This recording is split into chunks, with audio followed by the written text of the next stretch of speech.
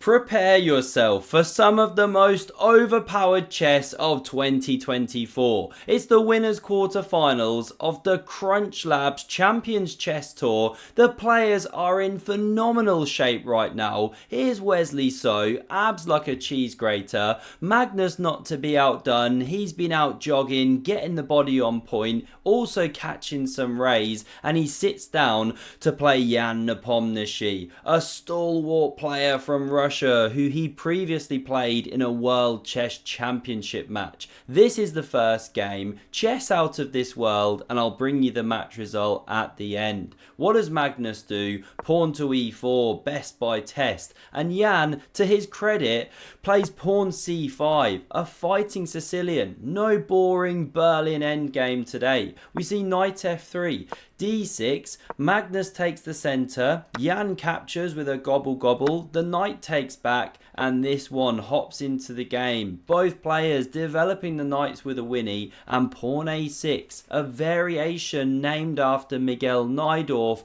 and what a rich variation it is. Here are some of the moves that White has at their disposal. Such a rich position, right? But what do we see in the game here? Bishop c4 from Magnus, scything down the diagonal, f7 heaven, and that's why we don't see e5, a common idea in the Najdorf. Instead, pawn to e6, setting up the old shaven engine pawn structure, so named after a particularly smooth locomotive coming from this seaside district in The Hague. So what does Magnus do to fight against it? He expands on the queen side there. Space, the final frontier. Queen c7 hits the bishop. Magnus defends. Epic chess commentary here on Epic Cheese. And after bishop e7, both players now castle and do a king safety fist bump. Explode it out on camera. The fans are loving it. Magnus now clamps. He's the parking attendant, going down on Ian's Bugatti Veyron pawn, and bishop d7 reunites the clergyman, and bishop e3 from Magnus. He's got all his bits out. He's ready to attack,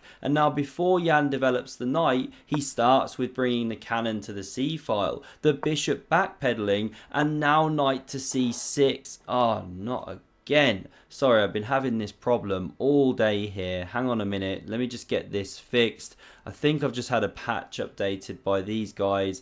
Wait there, I just need to enter this code. Okay, a few questions. Credit card okay, it just wants my credit card details. 2 seconds. Mother's maiden name. Favourite chess opening. Have I ever beat Hans Niemann in a swimming race? Right, sorry, just doing a few details here.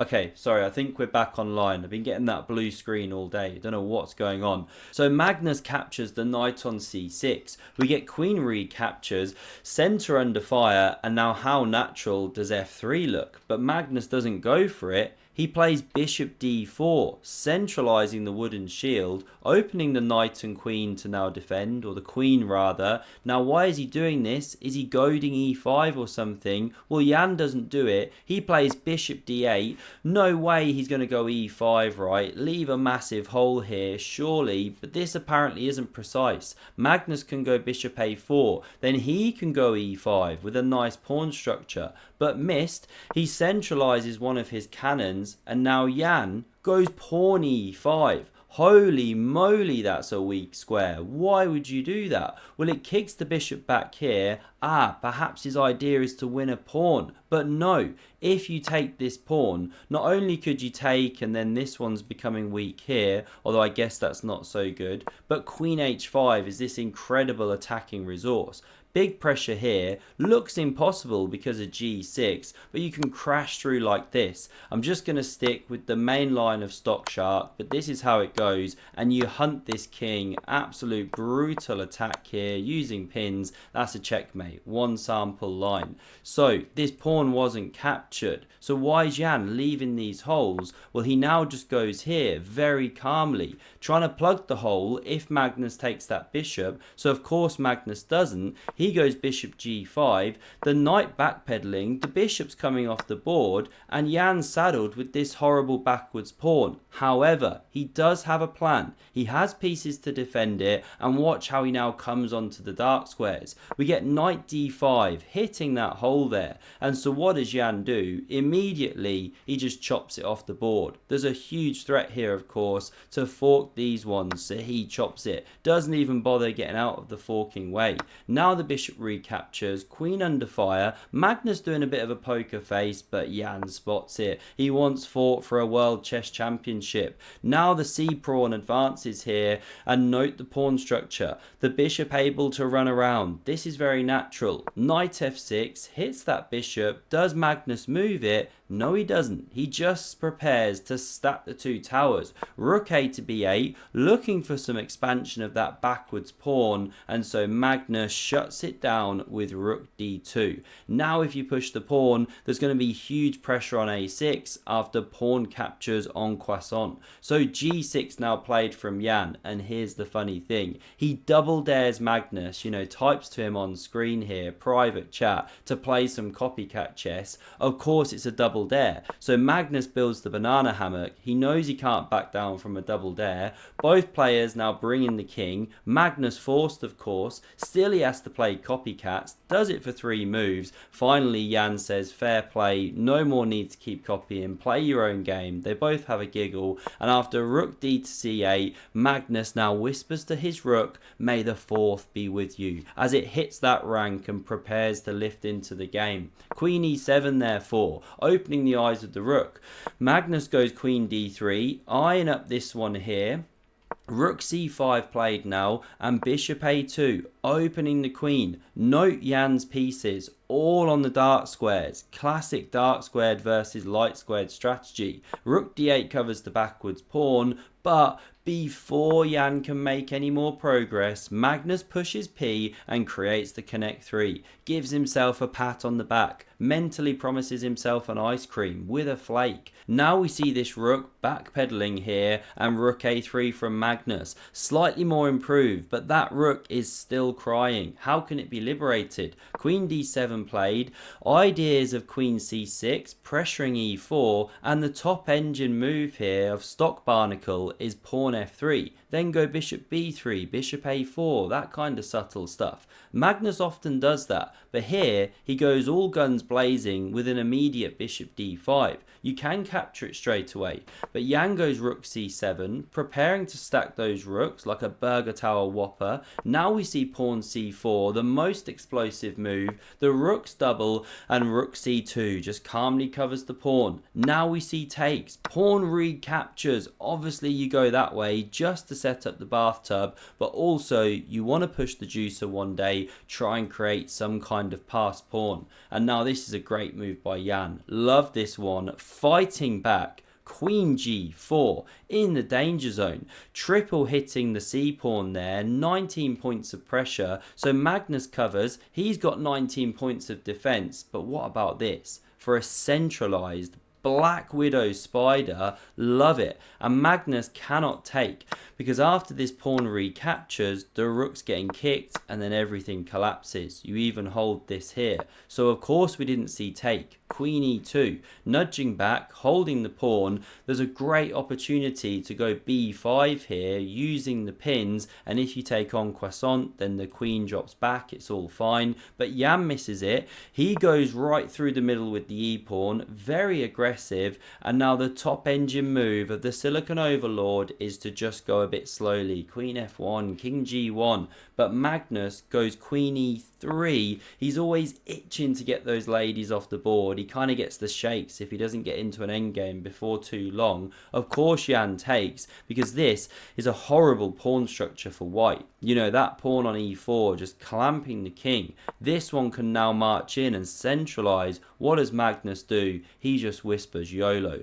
Goes on a king march here. Jan centralizes. A Black Widower, not quite as powerful as that overpowered queen, but still good. Now Magnus carries on. Always play f6, says Ben Feingold. That's a joke. King d1, and now the expansion gets going. And the problem for Magnus is those black pawns are way faster than white's majority on the queen side. Rook g8, excellent move. Preparing rook g4. Magnus wants c5, but the king's on d5. So the rook covers the pawn, prepares to push the juicer. f5, excellent move here. Magnus goes snug as a bug in a rug with that king, and now rook g4. Ian Nepo turning the screw on Magnus Carlsen, but after the advance of the c-pawn here, of course forced, if you want to create counterplay, Ian just makes the most horrendous blunder here, playing like an absolute patzer. You know, even me as like a mere 3194 chess.com blitz rating can see that you should be taking that h-pawn there, or pushing f5 or f4 rather,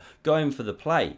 But what does Ian do? He drops back with the rook. I mean, what ELO is that move? Minus 703. His radar completely off. We get king b3, and still the Silicon Overlord wants to return with the rook. That's how bad that move is, but his radar's just not firing. Maybe he's been attacked by CrowdStrike. Now we see this rook come to the c file here, and Magnus goes rook c4. It's a level position. Still the engine wants to return the rook to the g file, but it's not played. Ian plays the terrible pawn takes on c5. Now, it's a great move if you recapture here, but that's not what Magnus had in mind. This is the detail that Ian missed from afar. It's pawn to d6. Excellent move, picking up a tempo. The rook could have come to d7, but it doesn't make such a difference. Still, you capture here, and it's the white pawns marching like space invaders. Now, surely, black can take here. Critical line to explore, but this is the problem. d7, how are you getting back in time?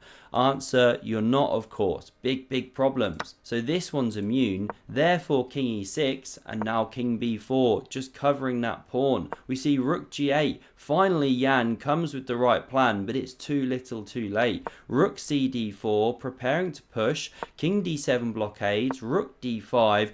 Magnus snaking in like a Titanoboa. This one's now covered, and rook e5 anyway. The rook's on the way. The cannon's blasting. These two reconnect on the back rank. Now we see check, and if you go back with the king, well, the b pawn drops. So Ian staggers up meekly, but king c4, mate in 2 threatened, b file cleared. Therefore the rook slides across. Excuse me. Really not very much you can do at this stage, and after rook b2 with the mate threatened, Ian's forced to just push the pawn. Clearly terrible. Magnus takes on croissant, bellows it in his best French accent, and Ian resigns the game. Why resign? Well, it's mate in 3 in multiple ways. You know, this is one of the top defensive moves, trying to stop this one, but then you can even push, ignore the threat to take here, and this is one sample line. Take, make a queen, and then this is a checkmate, or you can take here. Different lines, right? It all leads to Rome. This is how the game finished. Magnus so powerful, rumor has it he crashed the global technology system today, because look at the result here. He smashed Ian out the park, 3 games to nothing. The final game was an absolute crunch, but not the biggest crunch of the day. Ali Reza losing in 9 moves. That was pretty hilarious. Hope you enjoyed this one, and in case you missed the incredible Kramnik Hikaru drama, then check out the videos on screen for some drama from this week. Thanks a lot, and see you soon.